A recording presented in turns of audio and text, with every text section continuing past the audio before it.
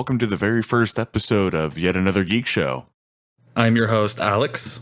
I'm your other host, Dalton. And I'm your otherest host, Josh. Welcome to another Geek Show, guys, where it's just three nerdy, geeky kind of dudes that just talk about what they've been playing and what they've been watching. So speaking of, Dalton, what have you been watching lately? Oh, but I wanted to talk about what I was playing. Go for it. Okay. Are either of you guys familiar with Catherine, originally on the PS3? I am familiar. Familiar with it, haven't played it, very interested in the re-release.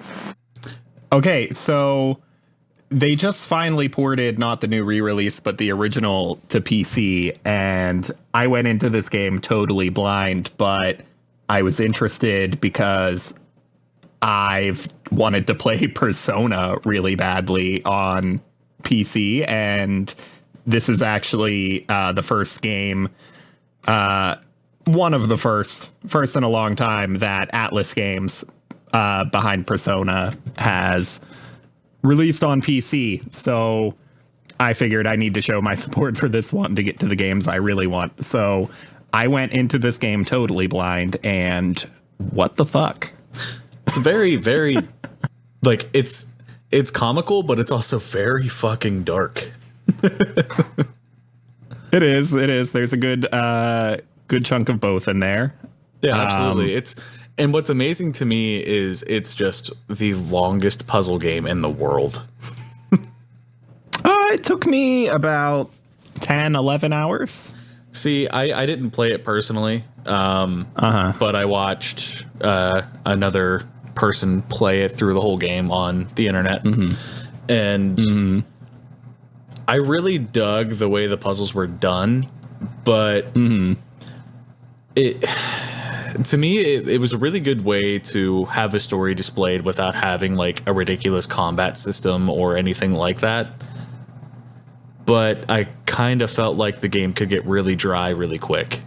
Yeah, full disclosure, it was 10 or 11 hours because I sucked at it and I played on easy. So there you go. Maybe it is a longer game. Yeah, absolutely. But yeah, the gameplay ties into the story really well, actually, because like even though I enjoyed playing it, if I had just seen video of the gameplay and not the story tying into it, like I wouldn't have been into it, if that makes sense. Oh yeah, no, the person I watched play it, they had the full story involved into it, but if I'm not mistaken, there are a couple of choices that you have like to determine the outcome, right?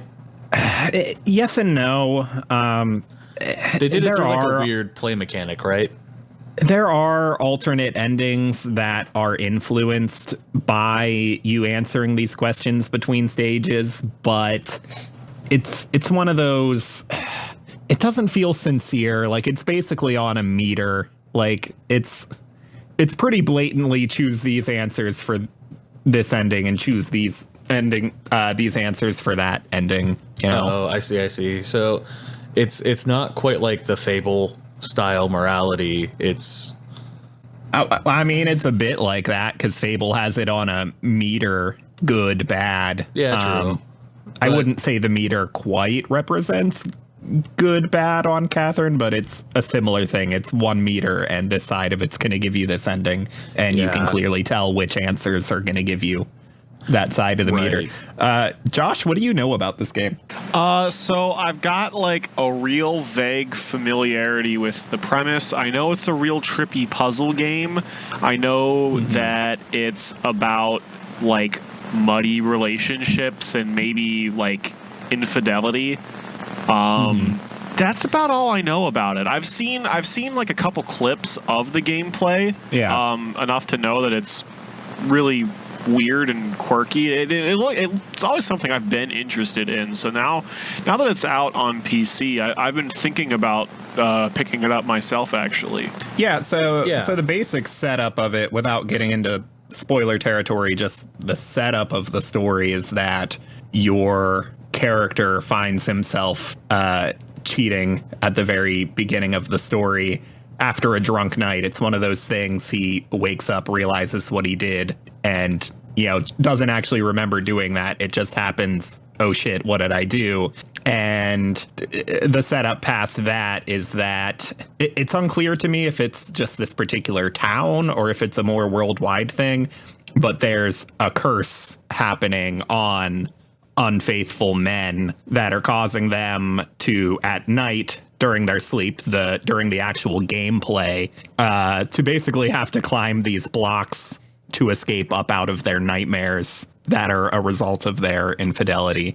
And the boss stages of these climbing sections, the bosses are basically big, like, mutated manifestations of your biggest fear that night. I don't want to list off examples of what those fears might be, but yeah, right. You know, they're generally based around characters in the story. Oh no, now this person's mad at me, so I'm gonna have a nightmare where this person's chasing me. And it just ends up being really atmospheric in a way that, like, if these same identical game mechanics were presented to me as like, let's say with like a Portal like aesthetic, just kind of a blank, mostly white room with nothing really going on, just a few ambient sounds, nothing scary happening, just, oh, better climb this thing for science.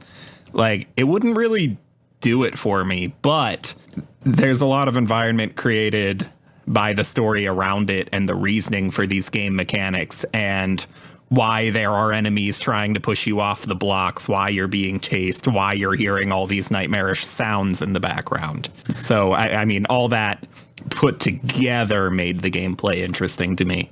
The gameplay also jumps between sections where maybe it's a bit methodical. You're like being patient, taking your time for a minute. How can I maneuver these blocks in just the right way to get from here to there? But there's also sections where either because a boss is chasing you or because the blocks are falling from below you, maybe all the puzzles are really simple, but you just got to move really fast. Right. There's sections where you look at the puzzles and you see exactly what to do immediately. It's barely a puzzle at all, but you have to do it so fast to keep up. So there's a bit of variety made through that, even though I will say there's a bit of repetitiveness to it.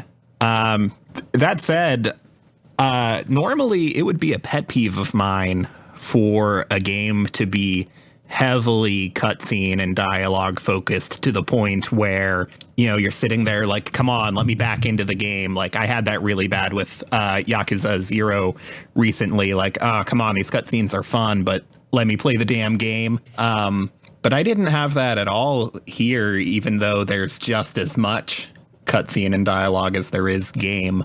Yeah, everything they put together was just seemed perfectly, I think. Like, I mean, it's not like one of those games where it's like you have to save the world or save the princess or whatever.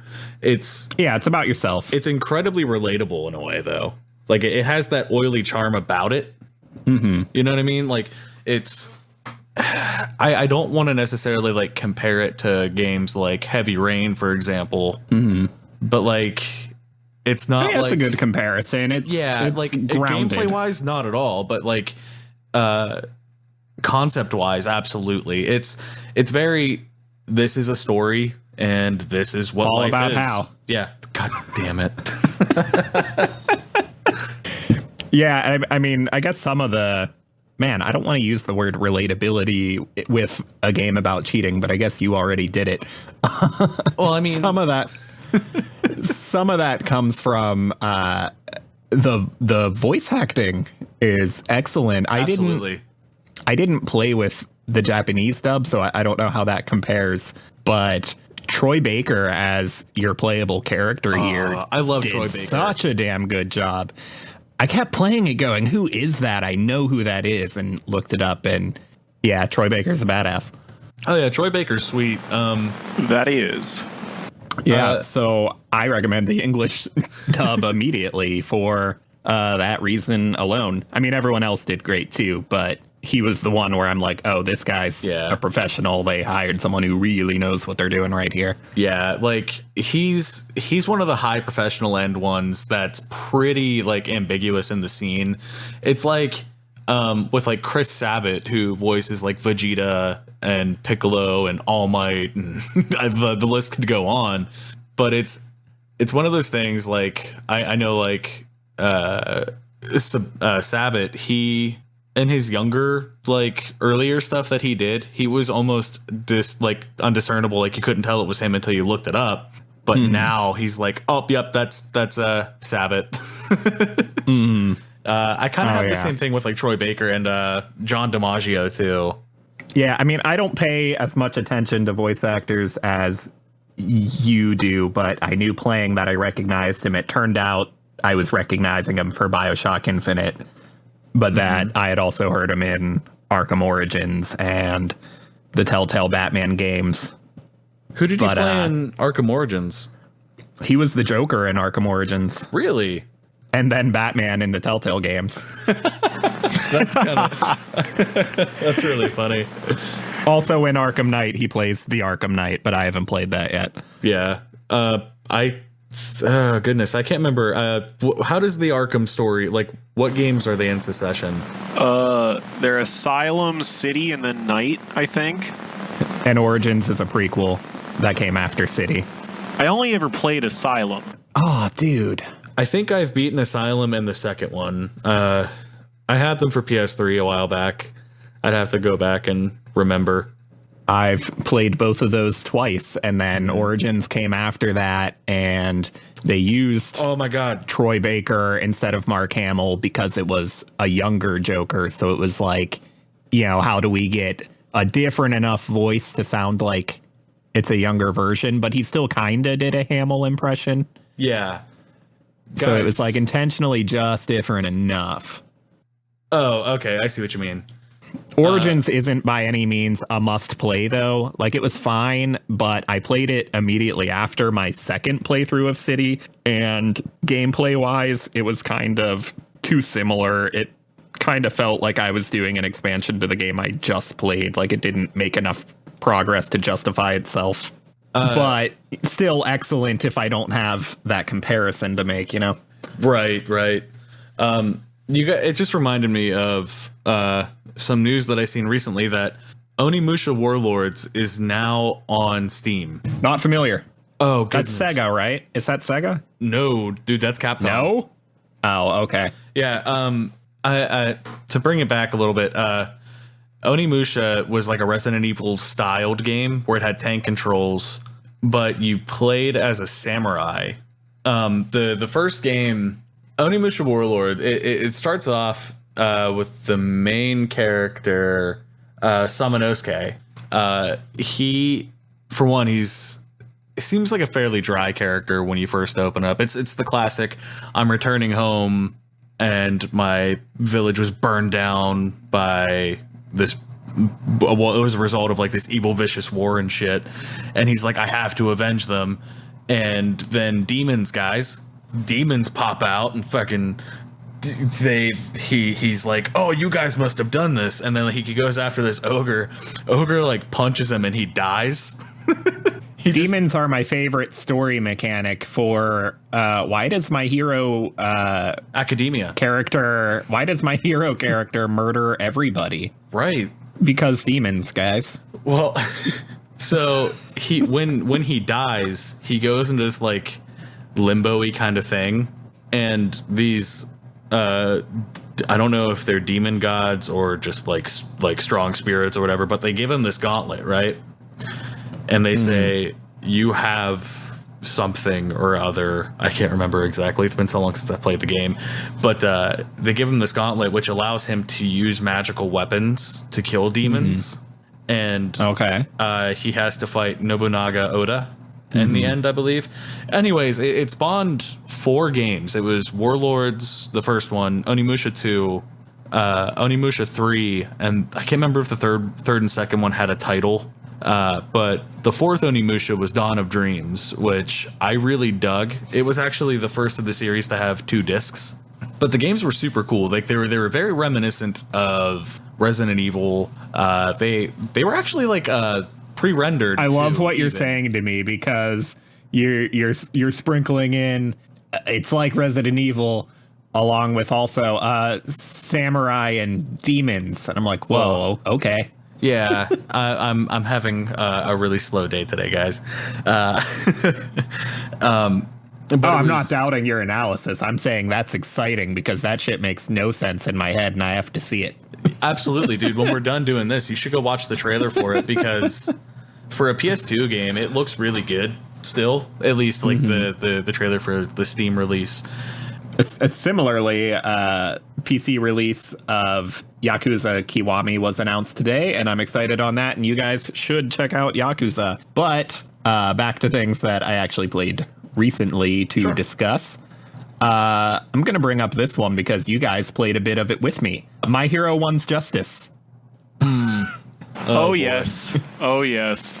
I just hit the point of considering myself finished with that game. I finished the story and played through the arcade mode with a few characters. And so, yeah, I figured I'm at the right spot to talk about that a little bit. Okay. This game has no audience, and it makes me sad. I love it a lot. I think a lot of like anime adaptations or movie adaptations that are game stuffs. Are there just too many of these games? There or maybe are it's just a lot Dragon of them. Ball. Or is it just Dragon Ball that has too many of these? There are like 5,000 Naruto fighting games. I know that. Yeah, like okay. That series at least had a million games. And truth be told, they're very much like the My Hero One Justice game. Mm-hmm. Like they give you an arena and you run around in it. Like even the way you do your special moves is the same as the Naruto games. Well, okay, so that's something about the gameplay mechanics that really connected with me, and maybe you'll tell me these other anime games work the same way. Sure. This is the first fighting game I've played since MK9, I think. Wow, what? But Oh, speaking of, did you guys see MK11? well, I did, but hold that thought. We'll talk about it in a minute. I have a thought that I want to talk to you guys about, actually. Okay. Well, I guess what really connected with me with the gameplay mechanics of My Hero is that its gameplay to me actually fell somewhere in between your traditional fighters like Street Fighter and Mortal Kombat and something like Smash, where it's really easy to just pick up. But like, I mean, there's room that you do have to learn and understand what each character is capable of and figure out how to stop this attack from this character. But none of it is about remembering combos. You just have to understand this button does this. And so anyone can jump into it immediately and do okay. And like what I appreciate about the fighting genre is that basically nothing is left up to luck. You know, it's one person versus one person, and it's just a matter of how well do I know this game and how fast can I react. But I don't like that how well can I memorize combos and button combinations is a part of that. So to me, this gameplay style removes a layer of abstraction that I'm just not a big fan of. It's like, are other anime fighting games like that generally? Yeah, they're like the Naruto games, like we had mentioned, they're very, I almost want to call it the mode 7 of fighting games. Okay. Just because it has like that scene, you know, like you have your basic like dome that you're fighting in, and the camera moves around through it.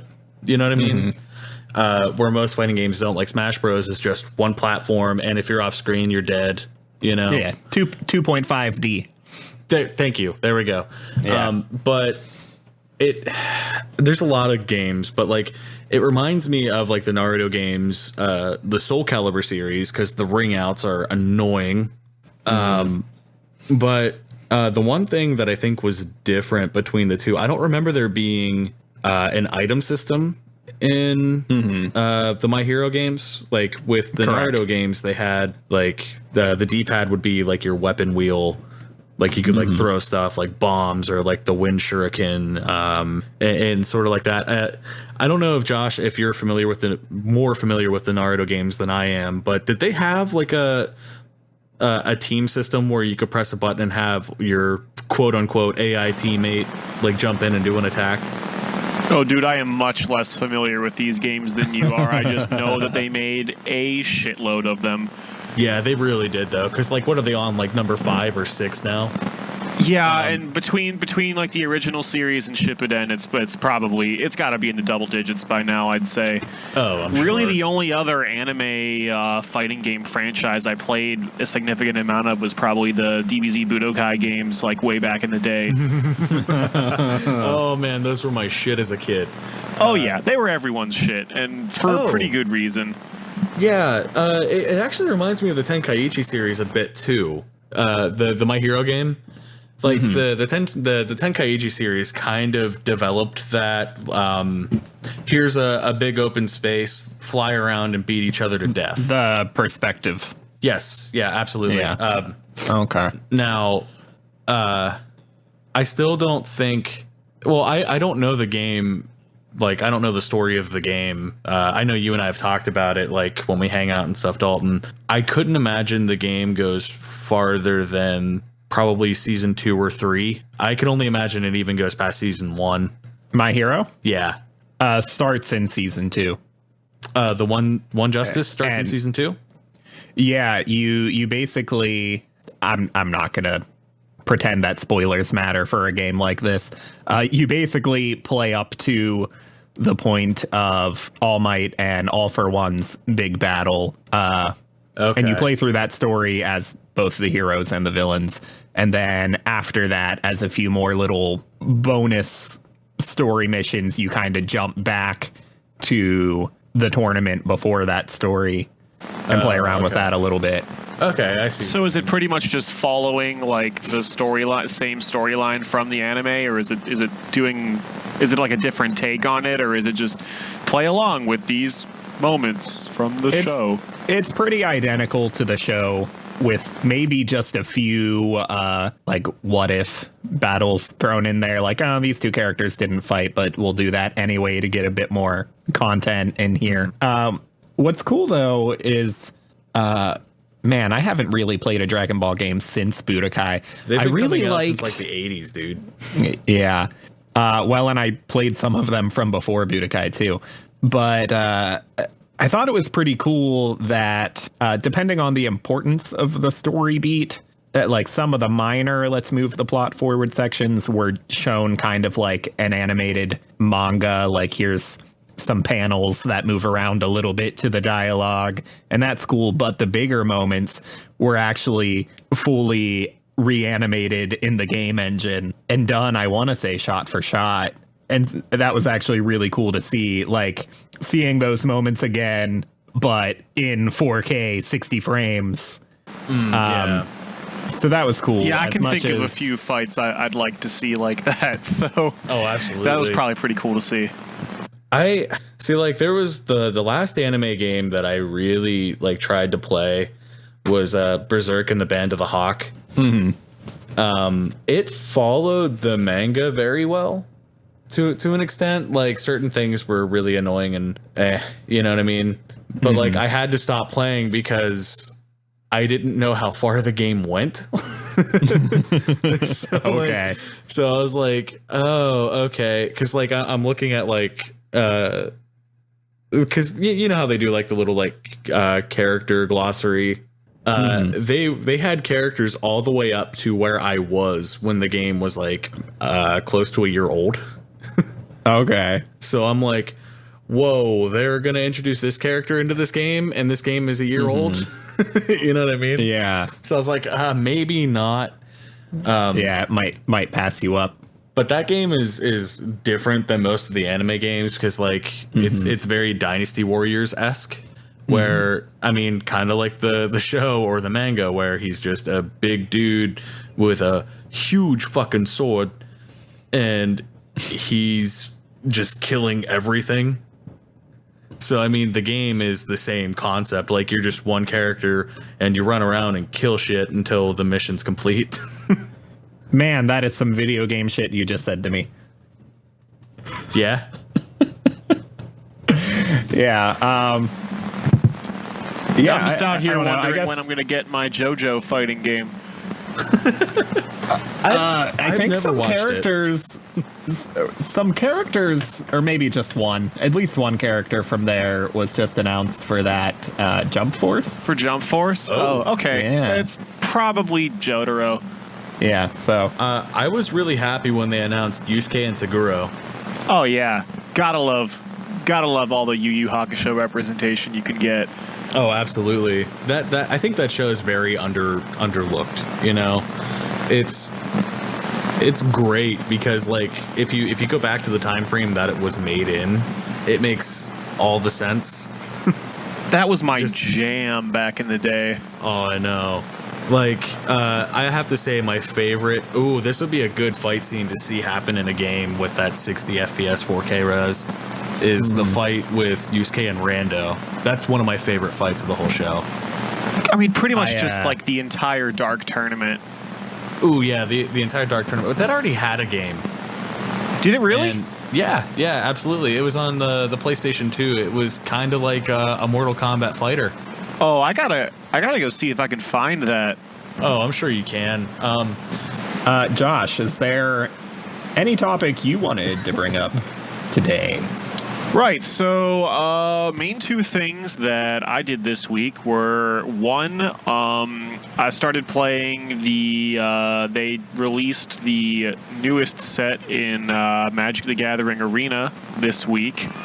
I don't know if you guys play Magic at all? I used to when I was younger. It always was one of those things, like, I enjoyed it, but I couldn't keep up with it because there was just so much to learn about the game, and like deck making, it's you know what? No, but I keep a list of every video game I've ever beaten, and Josh, you just reminded me that I rented and beat a Magic the Gathering game on the original Xbox. So let me go ahead and add that. Well, there you go. Happy to help. Okay, well, they released a new set last week, and I did a couple sealed deck events of that. Was having some fun with that.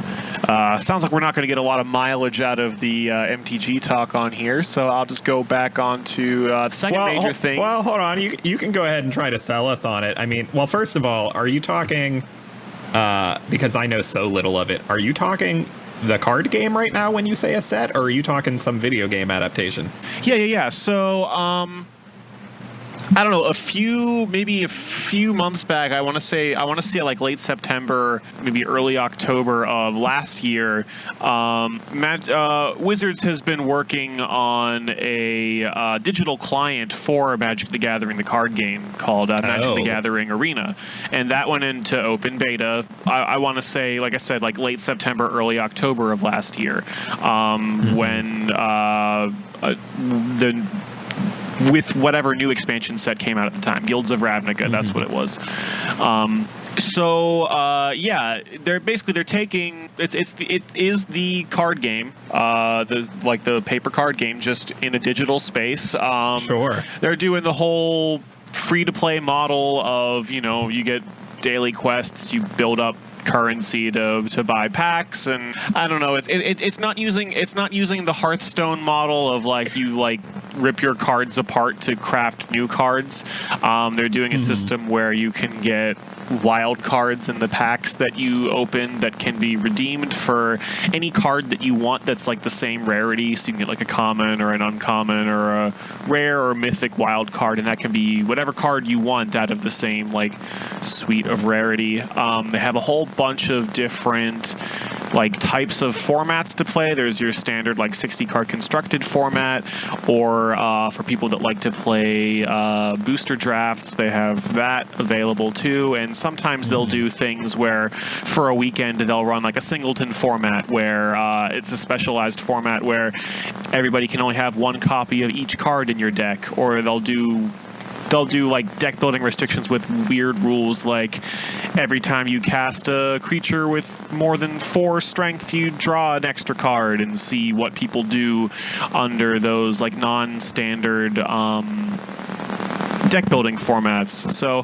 I've been playing that off and on since it's come out, and just kind of building a digital collection there, because I'm a huge fan of card games. I've been playing card games for years, but it's been harder to do, as I am out of college and I have less opportunities to go out to game shops and play.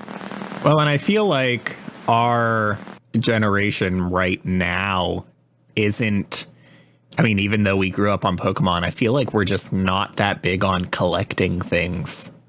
Not as much as previous generations. I mean, says the particularly guy who has the most shit collected. Oh, I mean, I'm into it, but I mean, particularly since like all of our media going digital and that frankly being so much more convenient and useful, people are, you know, one day it's, oh, I guess I don't buy CDs anymore. And then, oh, I guess I don't buy movies anymore. And then, you know, maybe some people fall into the trap of let's buy a million Funkos and, you know, nerd up my cave. But I think most people aren't really all that big on it anymore. Let me get hooked on this thing and buy a whole bunch of it. But so it's definitely cool that there's a good online way to handle that. That said, though, I tried Hearthstone for a little while. I know you just said there's quite a bit they do differently. And I don't know if I can get into this card game thing, man, only because inherently these card games, look, if you're going to put a lot of time into them, then it's going to be rewarding. But if you're not that person that's going to log in and do the challenges or whatever every day, I don't like the idea of a game where how well I can do, how capable I'm going to be is dependent on how often I sign into that game or how much money I'm willing to drop into it. I mean, like when I tried Hearthstone, I just was playing offline against computer AI and like it felt good. I was enjoying the gameplay mechanics and I felt like I was progressing through a thing and having a good time.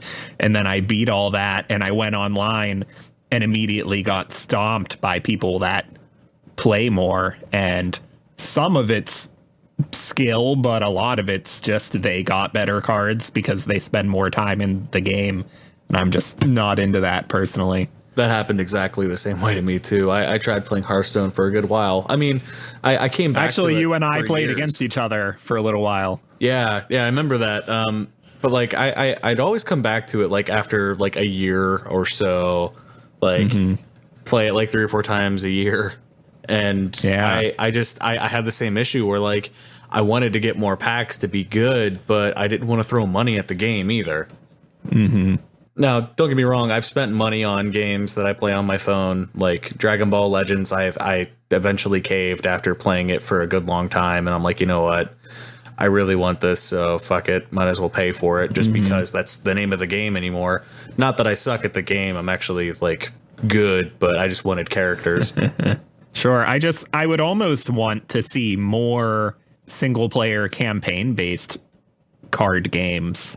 Like, I don't know if you guys remember, but Yu-Gi-Oh? the Gen 1 Pokemon had a Pokemon the Trading Card game on the Game Boy. Oh, I loved that game. I bought it again on my 3DS a couple years ago on the Virtual Console to play it again. And also, like, that soundtrack bops. I don't think I've ever gone back to it in my adulthood. I don't know if I would recognize the music anymore, but I know I had it at the time and I loved it. And I actually... It still bops. Actually, I just remembered that I had a Pokemon card game on my Windows PC at the time that was like legit licensed official, but I think it was just a glorified tutorial for how to go play the game with your friends, really. Like, I think I recall it taking an hour or two to get through the whole thing, and I would just do it over and over and over again. See, I've got a buddy who's, he's a good friend. He's been playing Pokemon for almost 30 years. Like, card game, video games, everything. And it would be about 20 years. Well, he's about in his 30s, Pokemon. so, Well, Pokemon's late 90s. So well, whatever. You knew what I meant. Look, he's a time traveler. He likes Exactly. it that much. He went back to relive the first 10 years twice. Yeah. Don't question his dedication, Dalton. Yeah, sorry. I said I'm having a slow day. You want me to notice your time traveler friend before our audience notices your time traveler friend. I'm just saying. Clearly. Anyways. Because they made a trading card game on iOS. I don't know if it's the same thing that you guys are talking about. I just remember when I started playing it, I haven't touched it in a little while, but he would buy the booster packs and they would come with these QR codes that would give you cards, and they weren't the same cards. It would give you a booster pack in game, and he had like 50 plus just piled up, and he sent me all, like, he took photos of them and like was blowing up my phone as I'm putting them in the game. And I had a pretty beefy deck when I played, man. It was sweet because it just made the game so much easier. Yeah, I mean, what we were talking about was a straight up original Game Boy game built around the actual game mechanics. And yeah, I mean, that was good stuff. The only other thing, someone mentioned Yu-Gi-Oh games. I did have a bunch of those at the time too. Maybe I want to check those out again. I had a couple different Yu-Gi-Oh games for the Game Boy Advance. They kind of fell out of making single player card games, like you said, and it's kind of a shame because a lot of those were really fun, even if they were like the old, like they were like older sets, but you still got to get your Blue Eyes White Dragon. Yeah. What was that, Alex? Did you guys happen to see Yu-Gi-Oh! Duel Links for mobile devices? You've told me about it. I played it for a little bit. It was way too grindy, and I wasn't a huge fan of the shortened format of like the small decks and only 3 monster zones. And I don't know. Maybe I'm getting too into it here. I was also really into Yu-Gi-Oh! Back in the day, so I used to go to tournaments and everything, so I had a lot of opinions. Yeah, see, like, I loved Pokemon and Digimon and Yu-Gi-Oh! Like, those were the 3 things when I was a kid, and no one knew how to play the Digimon card game. Exactly. But, like, I didn't... This is gonna probably throw even less audience favor for me, but I didn't play a Pokemon game until I was 22. And I haven't played one since before you were 22. Exactly. Well, I would love to catch back up on the franchise, but I haven't owned a handheld since the GBA. Well, so Dalton, that's why I fell off. If it makes you feel any better, I had all the nostalgia brought back to me from watching the show and collecting the cards as a kid. Oh, so you at least did that. You at least had that attachment. Oh, absolutely. I fell in love with the games. Now, I did the same with Yu-Gi-Oh! I never I never played the card game, but I collected a shit ton of cards, and I loved watching the show. I don't know about you guys, but other than Josh, like Dalton, did you ever play any of the card games with your friends, like Yu-Gi-Oh! Or Pokemon? I knew how to play Pokemon, but I feel like I didn't know that many people that knew how to play Pokemon. I feel like people just traded and didn't play a whole lot. But Yu-Gi-Oh! However, I'll end this segment with a childhood story of playing Yu-Gi-Oh! With other people. Go on. So you'll recall in the show, the loser would have to give up a card of the other person's choosing. Battle City rules, yeah. And I somehow got people to agree to this on a regular basis. I also got people to agree for no particular reason. Oh my God, this was so scummy. That we would pick our first hand and then shuffle the rest of the deck. And you're thinking right now that I had Exodia. No, that's not what happened. But I did have a card that made your opponent sit their hand on the deck and turn it upside down, thus putting my opponent's best 5 cards on the bottom of their deck. Better really hope you won that rock, paper, scissors to go first, I guess. Yeah, really. Holy shit. Yeah, I mean, I thought I was bad for just sending people's grandpas to the Shadow Realm. Yeah, so there's my answer to the question. I did play a lot of actual Yu-Gi-Oh! Okay, well, tying back into Duel Links, it was weird because it Duel Links kind of hit the nostalgia thing for me, but it hit just a little bit of nostalgia and a little bit of this looks like the thing I remember, but it isn't, and it doesn't feel great to me. Yeah. Sure. Yeah. And again, it would just fall into that genre of mobile card game where other players are going to get rewarded for playing more than you, and it's just not my thing. Granted, I'm not really into online gaming to begin with. Right. So it makes sense that I would be on the lookout for single-player, campaign-based card games. That's the other thing, too, about Yu-Gi-Oh! Duel Links that I felt was it was very hand-holdy. Like, it would be like, okay, here's how you have to play. And that's the one big thing. Like, even with all mobile card games is you lose the element of, like, in-house rules. Mm-hmm. Like, you can't be like, well, me and my friends played it this way, and your other friends like, well, me and my friends played it this way. It was like, you lose that experimentation and, like, creativity that really made it something unique and original to each individual. Like, Josh, I'm sure you can completely understand with me on that one, where it was like, you had your draw phase, then you had your summon phase, then you had whatever phase. They made you, like, stick to it by the book, whereas, like, other people would be like, hey, let's change it up for something, and be like, do this first and then this second, you know? I mean, I think that's unfortunately one of the drawbacks of doing a game in a digital space, unless you're playing on like Tabletop Simulator and having everybody verbally agree to follow the rules. Like, I don't really know how you could. Cool. So Josh is into Tabletop Simulator, so that's a thing we do now. Yeah, absolutely. Now I'm into online gaming, guys. Dalton, do you still have that Steam mod for the Pokemon game? I mean, if it didn't, it takes 2 seconds to get. I think I might still have it. If we ever do a Let's Play series, we should totally do it. Yeah. Yeah, absolutely. I'm down to do a bunch of Let's Plays that are actually just tabletop sim. That said, Josh, there was another topic you wanted to bring up? Yeah. This is not a game that I'm playing for the first time, but I'm starting to work through the Kingdom Hearts series again in preparation for 3 coming out. So just fired up Kingdom Hearts 1 for probably the 3rd or 4th time in my life, maybe. Simple and clean, my man. Okay, well, I'll tell you every what. time. It still slaps. I'll tell you what, then. I'm not going to stress our 1 hour goal this time. I'm going to let you guys get emotional about your childhood with this game. Oh, not something you played, Dalton? I owned it at the time when it was new. Just the first game, and I don't believe I finished it. I believe I got stuck at some point in time, and then I didn't really give up on that game. I just didn't game at all for years during my teenage years.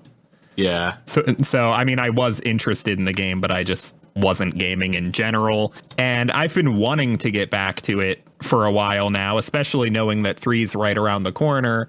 But I'm absolutely positive that at some point in time, these games are coming to PC. And I don't know if it's in a year or if it's in 5 years, but I'm going to patiently wait for that. Makes sense. I wouldn't be surprised if it did.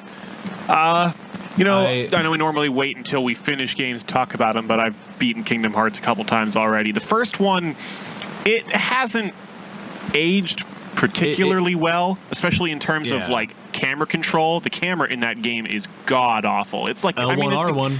Yeah. Well, and I'm playing the 1.5, 2.5 HD remix version on my PS4 right now, and it's great. Like it looks a lot better, and you've got your R stick camera control in that game, but it's still. I mean, it's your early 2000s third-person camera. Nobody was really good at it back then, and it shows. Makes you real wonky angles, and sometimes the platforming is kind of horrendous. But is it still kind of like moving on its own a whole lot in unpredictable ways? Yeah. If you can get past that, it's still a really fun game. Solid action RPG. Combat system is still better than Final Fantasy 15's, even though it came out, 16 years earlier. So that's a thing. Yeah, absolutely. The combat system is something that was super unique for the time, I think. Now, those platforming sections that you're talking about, Josh, I think that once you get super jump later in the game, it makes life so much easier. Oh yeah, I'm just particularly feeling that pain right now because I just went through Deep Jungle, and the part where when you're swinging across all the vines and jumping across all those stupid hippos. I knew exactly where to go and what to do, and I still wanted to just throw my controller into the wall. So I logged over 100 hours into that game, my first playthrough. And 85 of them were jumping on the hippos in Deep Jungle. I get it. Yeah, pretty much. No, what I ended up doing was I beat all the worlds except for Deep Jungle. And then when I got my characters to like level 96, when I had like super jump and faster glide, I just like flew through like everything. So like all the hippos, I was like, fuck you guys. Like, yeah, there's definitely an element of catharsis there. yeah. And when I finally got to the keyhole in that section, I forgot what happened in the beginning of that part of the game. So like when Donald and Sora were like resolving some issue, I was like, oh my God, right. Because they were mad at each other for the whole game because you never finished Deep Jungle in time. Yeah. So I'm like, wait, what happened? And then I went back and played it again like some years later. And I always remembered that. And I'm like, oh, now it makes sense. So they just hate each other. Like, it's so bad. I love it. I'll keep this in mind when I get back to this franchise one day. Yeah, it's definitely worth playing through. I mean, Kingdom Hearts 2 is so much one better. of my favorite games of all time. Yeah. It's just incredible. Yeah, Kingdom Hearts 2 was fantastic. That final boss. I haven't branched off that hard into a lot of the spin-off games. Like, I played through a little bit of Birth by Sleep. I haven't finished it yet, and that's about it. Well, wait, no, I keep forgetting I played through Chain of Memories, and it's because I just want to forget that game exists and that I gave hours of my life to playing it. It was so infuriating. Yeah, I just went on for 20 minutes about how much I love card games, and then they made Kingdom Hearts into a card game, and it's literally the worst thing ever. I would rather eat paste. Oh, and everyone whined for years about Valve not making any games, and then they put out a card game. Thanks, Valve. Yeah, but you guys want to talk about wasted hours of your life? I've played through Assassin's Creed 3 twice. I liked the game when it first came out, but like afterwards I was like, God, this is awful. Yeah, I was like that immediately. For clarification, the reason I replayed it was that when I started PC gaming, I rebought every game I owned on consoles that was available and replayed all of them. Yeah, that's fair. Which was not at all a good enough reason to play Assassin's Creed 3 again. You just popped the memory into my head, dude. I remember when we both had our Xbox 360s at the same time, and you had Sonic the Hedgehog, and I borrowed it, and you were like, don't do it. And I was like, nah, dude, it's a game. It'll be fine. I'll never get those hours of my life back because I actually beat Sonic's campaign. You want to know how far I got into that game, Alex? The title screen? I didn't beat level 1. Yeah. Because I died 3 times in a row due to glitches, not my own skills. Yeah. Just falling through the floor. And I quit. Oh, dude, we're going to have to spotlight it. Oh, yeah. Eventually. Ooh. Oh, man. I just watched Game Grumps play. That's all. The Sonic games. It's hilarious. You have to check them out. Yeah. Oh, it's fantastic. But Game Grumps does not by any means need our promotion. So no. But I look forward to if we get to Sonic and the Black Knight, the unavoidable chin move. I touched that game too for some reason. All right. I'm gonna just shoot through real quick some things I watched. I'm not gonna dwell on any of them. Sure. First of all, I watched season 1 of Titans. DC's show that kicked off their DC streaming platform, and I doubt either of you have watched any of that, but did you guys see any of the promotional materials before it came out? Dalton, I'm sorry, you're gonna have to clarify something for me. Yeah. What's DC? Detective Comics. Okay, fair enough. Did either of you see any of the marketing for this show? No. Not me. Okay. It looked straight garb, and I watched it out of curiosity, and I actually really dig it. I was really surprised. The problems with the marketing, I guess this is true of the show too, but it just didn't bother me once I got there. The character designs, I don't know if it was just money reasons or just trying to ground it a little bit more, but any of the characters that had like an unusual color skin they didn't do that for the show. So like Starfire does not at all look like an alien, or wow, why am I drawing a blank on the shapeshifter's name? Beast Boy. Not green at all. Raven is, well, still a pale, pasty goth, but you see the marketing for these characters, and it's just like people with funny colored wigs. Are you remembering this now? Yeah, absolutely. Yeah. Yeah. Okay. No, I blacked this out of my memory. Me too. Yeah. So like Beast Boy, for example, is just a dude with green hair. Starfire is just a chick with some reddish purplish hair. Like they're not at all really using those character designs. Raven is still all gothy, but not at all wearing her costume or anything. But then the trailer comes out, and wait, what about Robin? You didn't touch on him. And yeah, that's where I'm getting. Okay. Robin's costume actually looked sweet immediately in the promotional materials. I have no complaints there. But they show him in the trailer for this show, and there's a segment where he's in an alleyway and like stabs and whoops ass on a whole bunch of thugs in the alleyway. And then someone says something about Batman, and Robin responds, "Fuck Batman." What? And that's his introduction in the trailer, is "Fuck Batman." And I'm like, okay, this show is way too edgy for its own good. That's ridiculous. And then Evanescence starts playing in the background.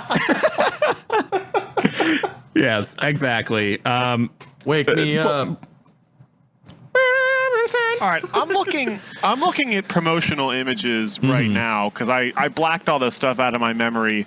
Where the hell is Cyborg? Cyborg is going to be he's going to be in this universe, but not in this show. He is a part of, I'm forgetting their name. Look up the name of the next show they're putting out. Is it The League of Doom, I want to say? Editor Dalton from the future here. The correct answer was Doom Patrol. They did kind of a backdoor pilot as an episode during Titans where they introduced those characters, except Cyborg. But if you look up Cyborg, they've revealed his character for that show, and his design does not look good. But the backdoor pilot episode for that show was pretty hysterical, enjoyable. But the show, I mean, it's far from great, but I think it's worth watching. And I'm gonna, for the time being, I'm gonna keep watching the shows in this universe that's relegated to, it's not part of like Arrow and Flash. It's its own new thing that's for shows on the streaming service. So I liked Titans enough that I'm gonna keep up. It's not a must watch, but I like it well enough. Well, it's not like we'll have new Marvel shows to watch. Well, not on Netflix anyway. There's still all kinds of those coming, just not on Netflix anymore. But I got over the character design problems immediately. Granted, I'm not real big on the actual DC comics, so I guess I'm not too tied up in this character's supposed to work exactly like this. I will say some of the, like, they really like their F-bombs. That part of the trailer was true in a way that, like, it's not like I'm a Puritan, ooh, don't swear, but it's just every time they do it, I'm like, look at the show trying to be edgy. But it's one thing to say it and another thing to say it and not make me cringe when you do. Yeah. And fuck Batman is definitely way more column B than column A. But that said, generally speaking, Dick Grayson and Raven are just really well done characters in the show. I'm over all the other issues with it because I just really enjoy. Wow, I wish I had looked up the actors' names playing these characters, but these two characters in particular, I feel they did really well with, and it's worth watching for that. If you're a Raven fan, definitely watch it for that. Okay, Raven was always my favorite Titan, so yeah, I think that's enough of a recommendation for me, I guess. Let's see. I also watched the first season. Well, there's only one season so far. Have you guys heard of a show called You that was on Lifetime? It got canceled and bought by Netflix. We just finished the season of that, actually.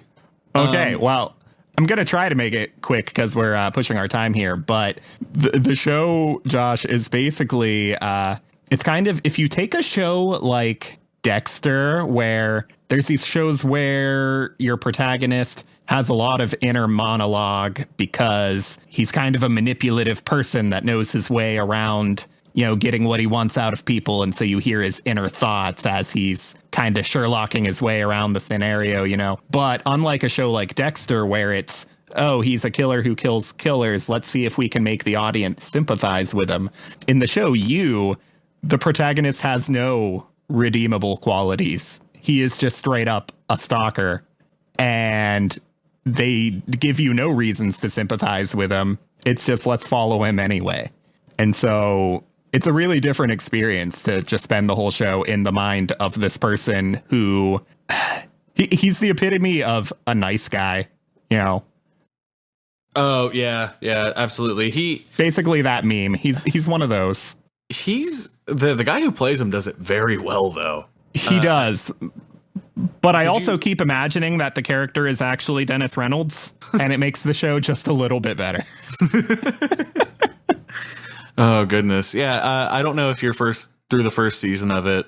Yeah, I finished it. Okay, yeah, because it gets really good for Josh if he plans on watching it. I don't know if he does or not, but it's they do a really good job of, like, they did exactly what they did in Dexter, where they have someone seeming super sympathetic and then like an inner dialogue of like, oh my God, who gives a shit? Mm-hmm. And yeah, sure. I love when shows do that kind of thing. And they just don't do it with him, though. Mm-hmm. They have inner monologues of other characters too. Like I started like occasionally because my wife was watching it, and I was just like, what are you watching? And next thing I know, I'm like, after the episode I watched, I'm like, so this person is what again? And like just got like enveloped in it. And I didn't get to watch the last episode, but she gave me the rundown of it, and I'm like, oh, that's really, really interesting. I can't wait to see what they do with the second season. But yeah, that said, Josh, I wouldn't call this a must watch. It's like, I don't know, it did something unique. I think it's good enough to justify watching, but there's a million things that should be on your list before that. Sounds interesting, but I don't think it's going to land very high on my list. Yeah, exactly. Yeah. It's one of those, like, I don't know. I actually had a hard time with shows like this where I'm like, oh, I want to like this character. Because, like, I grew up, like, watching anime and stuff, and it wasn't until a friend of mine actually pointed out, like, some of these shows that we're watching nowadays, not just, like, for our show or anything, but, like, what's popular or what's going to come up on TV is you just want to watch it for the story, and this is one of those kinds of shows, and it's really good. It's kind of like how Breaking Bad is. Like, you're not necessarily supposed to like the characters, but you're just supposed to watch what they do. I mean, you have more reason to sympathize with Walter White, but same thing. You're not supposed to be viewing them as good people. Right. I think is the idea, and maybe that's also where I get the Dennis Reynolds thing, not just because of the slight resemblance in appearance and personality, but in the sense that that's a show where you watch where you're like, none of these people are good people, and I love it. Right. Oh goodness. Well, fellas, do we have anything else we want to talk about before? Not with this much time on the clock. I'm good. Okay.